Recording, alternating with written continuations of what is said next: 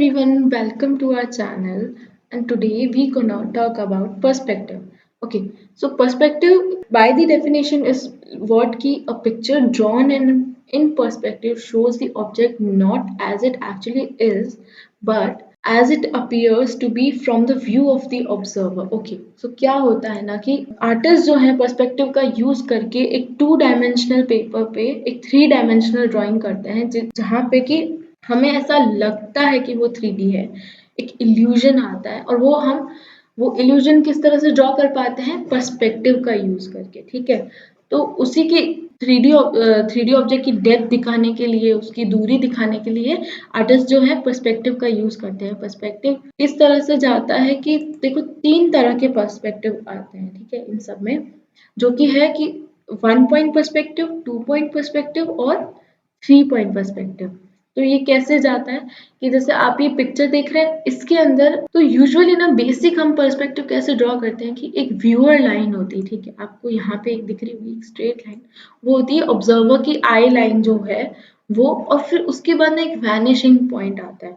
Vanishing point वहां जहां हमको लगता है कि वो जो सारी पैरेलल लाइंस है जो मीटअप कर रही है पर मीटअप नहीं करती है, ठीक है, एक इल्यूजन आता है। पर जब हम इस मेथड को यूज करते हैं तो हमें कोई भी ऑब्जेक्ट जो 2D सरफेस पे ड्रॉन्ड है वो हमको दिखाई देती है कि हाँ वो एक 3D ऑब्जेक्ट है, और उसकी दूरी का पता चलता है कि वो कितना दूर है, अगेन उसकी पोजिशनिंग का पता चलता है कि वो कहाँ पर प्लेस्ड है, या क्या वो हमारे व्यू आई से अबव प्लेस्ड है या वो हमारे व्यू आई से डाउनवर्ड्स प्लेस्ड है। अगेन उसमें ये भी पता चलता है कि वो साइड में है या मिडल में है, जो भी, ठीक है। तो पर्सपेक्ट तो सबसे पहले ना, अच्छा फिर हम ये सोचते हैं कि अच्छा 1 पॉइंट, 2 पॉइंट और 3 पॉइंट पर्सपेक्टिव कैसे आया। इस तरह से कि नंबर ऑफ वैनिशिंग पॉइंट से हम पता करते हैं कि वो कौन सा पॉइंट ऑफ पर्सपेक्टिव है। जैसे कि सबसे पहले इस पिक्चर में आप देख रहे हैं जहां पे मैंने येलो मार्क किया, ये इस पिक्चर का जो है वैनिशिंग पॉइंट है, तो ये कितना है 1।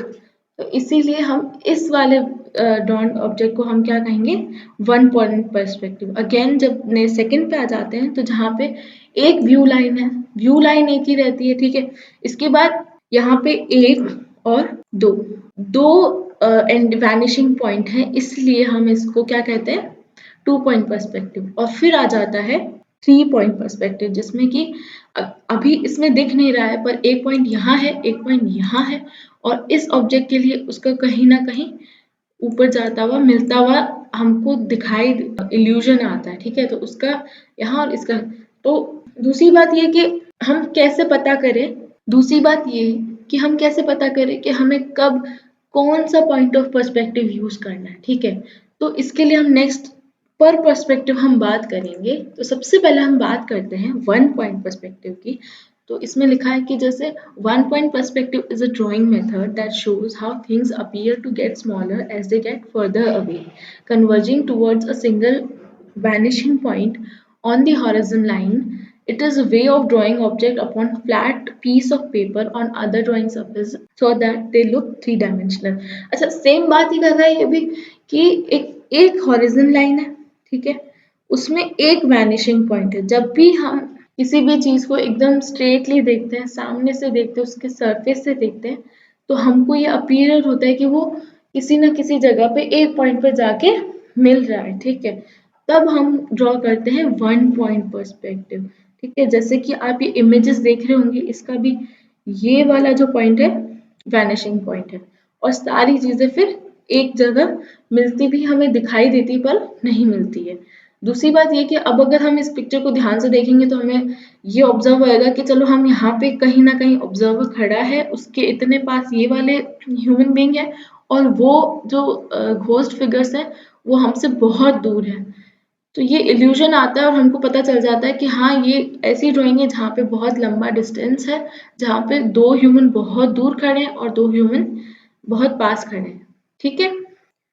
उसके बाद हम बात करते हैं जब 2 वैनिशिंग पॉइंट हो, जब भी हम किसी भी ऑब्जेक्ट को ना उसके एज से देखते हैं ना, तब हम क्या होता है कि हम 2 पॉइंट पर्सपेक्टिव यूज करते हैं या 2 पॉइंट पर्सपेक्टिव ड्रॉ करते हैं।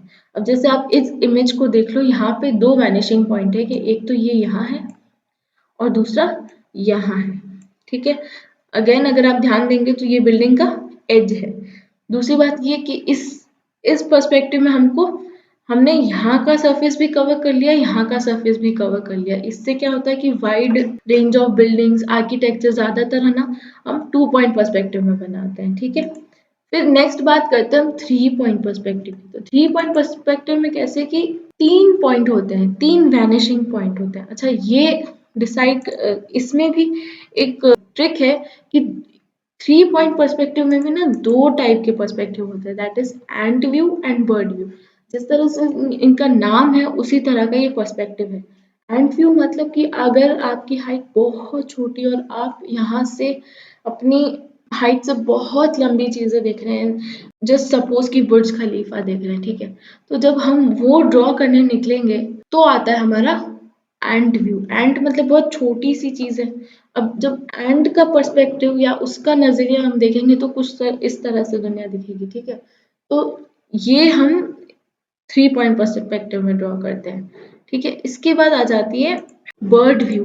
तो अगेन आप ये दोनों पिक्चर्स में से ये वाला देख लीजिए कि ये एंट व्यू है कि ये किसी एक चूहे का पर्सपेक्टिव हो सकता है ये वाली पिक्चर में, कि वो कहीं ना कहीं यहाँ बीच में है, इसी सरफेस के बीच में, और अब उसको दुनिया इस तरह से दिख रही है कि ये जितने भी सारे घर है बहुत लंबे बहुत बड़े दिख रहे हैं, ठीक है। अगेन प्रोपोर्शनेटली जो कैन है वो भी बहुत बड़ा है, तो वो एंट व्यू हो जाता है। अगेन दूसरी बात हम बात करते हैं बर्ड व्यू की। तो बर्ड व्यू कैसे कि अ, जब भी हम किसी भी चीज को उसके हाइट से बहुत ऊपर से देखते हैं, है ना, तो ज्यादातर जो हमारे मैप्स होते हैं तो वो बर्ड व्यू है। जैसे कि ये वाली पिक्चर देखो, इसके अंदर ना ऐसा लग रहा है कि एक बर्ड जो है वो नीचे देख रही है ना। तो हमको जो ये पर्सपेक्टिव नजर आ रहा है वो है 3 पॉइंट पर्सपेक्टिव। तो हमारा पर्सपेक्टिव का बेसिक चैप्टर खत्म होता है, और इससे हमको सिर्फ इतना याद रखना है कि पर्सपेक्टिव में जब सिर्फ एक वैनिशिंग पॉइंट हो तो उसको कहते हैं 1 पॉइंट पर्सपेक्टिव, जब 2 वैनिशिंग पॉइंट हो तो उसको कहते हैं 2 पॉइंट पर्सपेक्टिव, और जब 3 वैनिशिंग पॉइंट हो तो उसको कहते हैं 3 point perspective.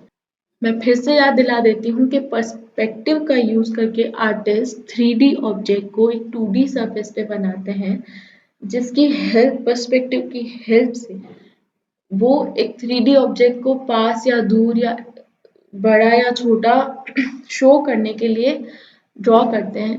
I tell you again कि पर्सपेक्टिव का यूज करके आर्टिस्ट 2D सरफेस पे 3D ऑब्जेक्ट्स बनाते हैं, एक इल्यूजन क्रिएट करते हैं जिससे कि हमको लगे कि हाँ एक ऑब्जेक्ट किसी या तो डिस्टेंस पे रखी हुई है, एक ऑब्जेक्ट हमारे खुद के प्रोपोर्शन से वो कितनी बड़ी है कितनी छोटी है। तो लास्ट में मैं फिर से याद दिला देती हूँ कि एक पर्सपेक्टिव का यूज करके a picture drawn in perspective the object is not as actually. So perspective का यूज करके आर्टिस्ट 3D ऑब्जेक्ट्स को 2D सर्फेसिस पे ड्रॉ करते हैं, जिससे कि हमको लगता है कि वो 3D है, पर्सपेक्टिव का इल्यूजन। ओके, सो लास्ट में पर्सपेक्टिव के बारे में वापस बात कर लेते हैं कि पर्सपेक्टिव का यूज करके आर्टिस्ट जो है एक 2D सरफेस पे 3D ड्राइंग्स बनाते हैं, जो कि हमको 3D दिखती है पर होती नहीं है। सो आज का टॉपिक यहीं ख़त्म करते हैं।